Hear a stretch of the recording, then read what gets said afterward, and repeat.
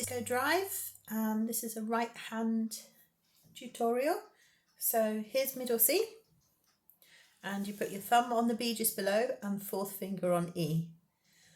4 1 4 1 3 1 4 3 1 1 3 1 3 1 2 1 1. I'm going to play that again. You might have noticed that the 2 was on the C sharp, okay?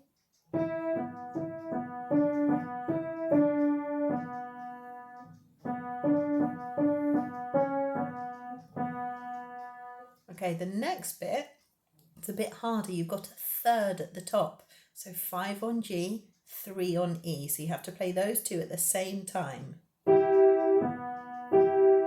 Now 2 on D, 4 on F sharp. Back to 5 and 3. Then you keep the D and add the B on the bottom. I'm going to play that bit again without talking.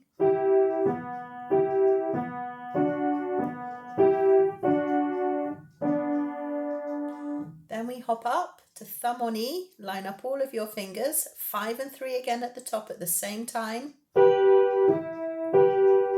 and 2 on the sharp. Okay, I'm going to play all the way from the beginning.